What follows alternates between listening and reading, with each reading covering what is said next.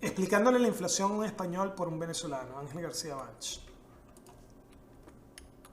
Primero explicar qué es el Producto Interno Bruto, costes de factores. Es el producto de la economía, expresado en términos monetarios, sin incluir subvenciones ni impuestos indirectos, es decir, subsidios ni IVA, etc.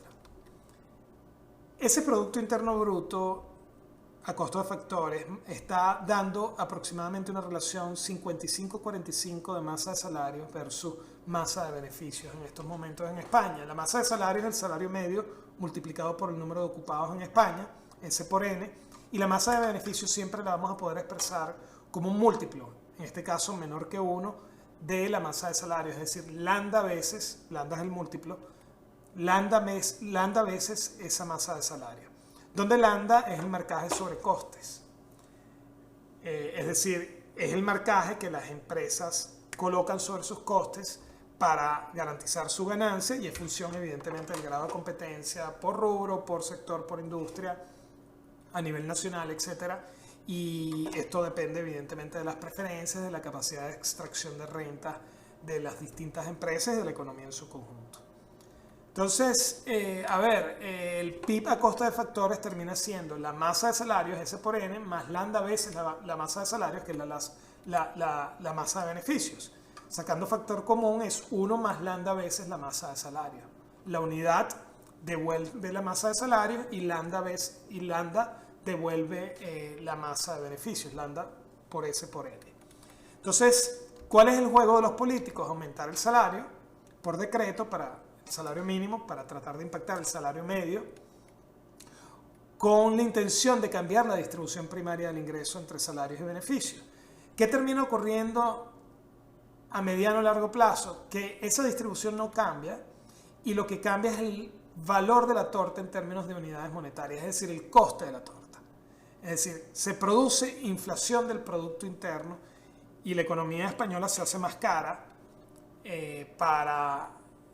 sobre todo para el resto del mundo. Entonces, no se gana nada porque la distribución no cambia y simplemente la cantidad de bienes y servicios es la misma, lo que pasa es que ahora cuestan más. Bueno, entonces vamos a enfocarnos en esta ecuación. El nivel de Producto Interno Bruto, costo de factores nominal, es el nivel de precios de ese Producto Interno Bruto por el Producto Interno Bruto real, que es 1 más lambda veces la masa de salarios.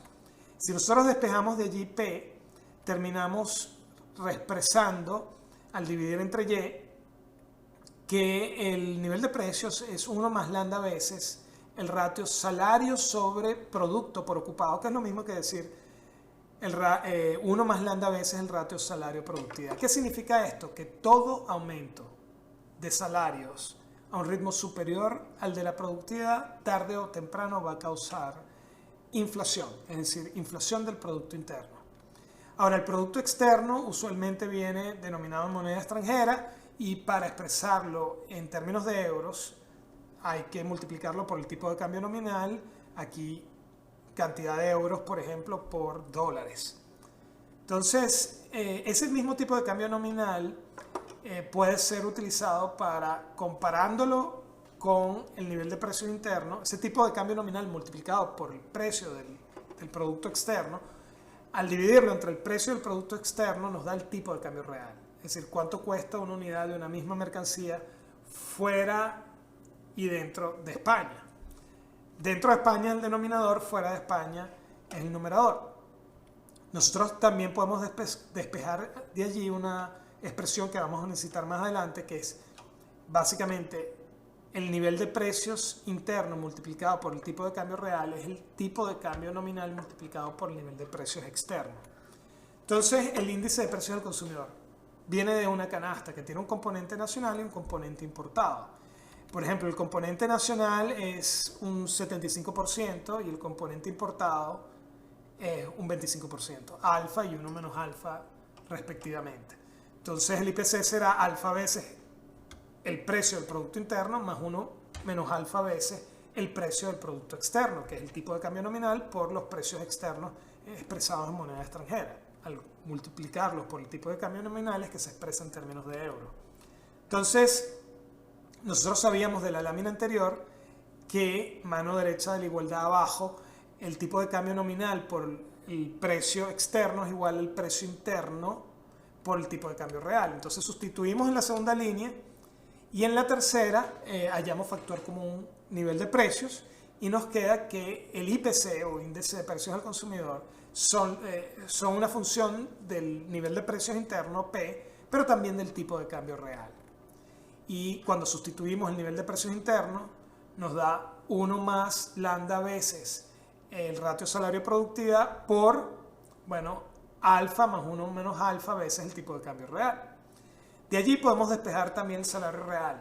Cuando lo hacemos, hallamos que el salario real es una función de la productividad, del marcaje sobre costes y del tipo de cambio real.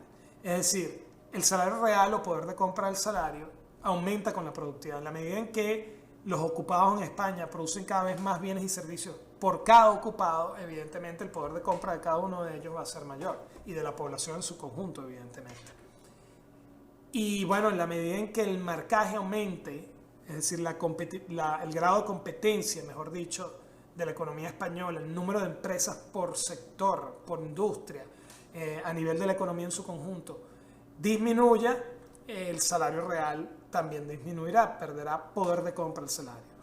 Y en la medida en que el tipo de cambio real se deprecie, obviamente el salario real caerá, el poder de compra del salario será menor porque los bienes importados costarán más, y en la medida en que pase lo contrario, que el tipo de cambio real se aprecie, entonces el poder de compra del salario, el salario real subirá.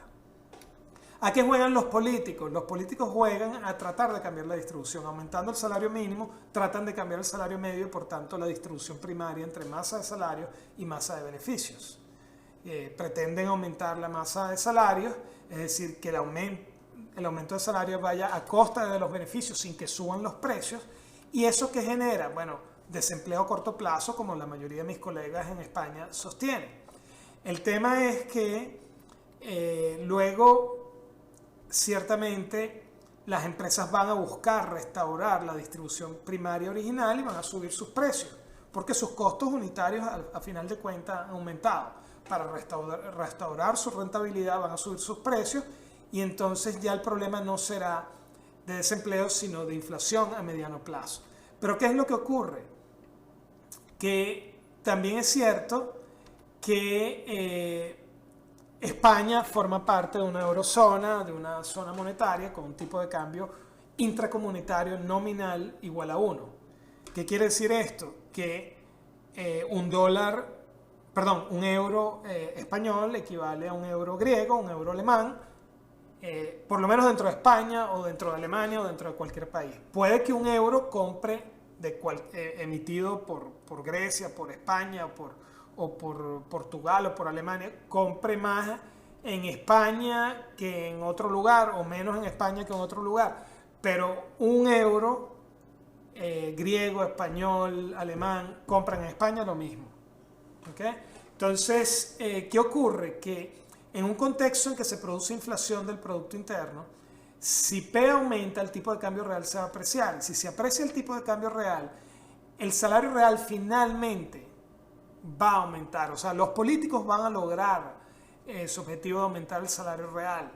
Pero eso va a venir a costa de, obviamente, un proceso de inflación, que es el que ha apreciado ese tipo de cambio real, es decir, ha encarecido a España respecto al resto de la eurozona, y va a generar, obviamente, desempleo, porque las exportaciones netas españolas van a caer, es decir, las exportaciones españolas caerían, las importaciones españolas aumentarían, y eso obviamente generaría desempleo conjunto a inflación a largo plazo. Es decir, ese es el proceso estanflacionario. Yo espero que esto haya sido de utilidad.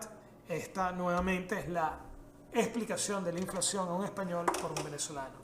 ¿Por qué es terrible la práctica que estamos viendo en España, que hoy discute las cosas que se discutían en Venezuela hace 10, 11, 12 años atrás, sobre aumentos de salarios superiores a los de la productividad? Todo aumento de salario superior al de la productividad causa inflación a mediano plazo, desempleo corto, y esta inflación a largo plazo, cuando esta práctica política de decretar aumentos salariales tratando de impactar al salario medio se hace una política persistente.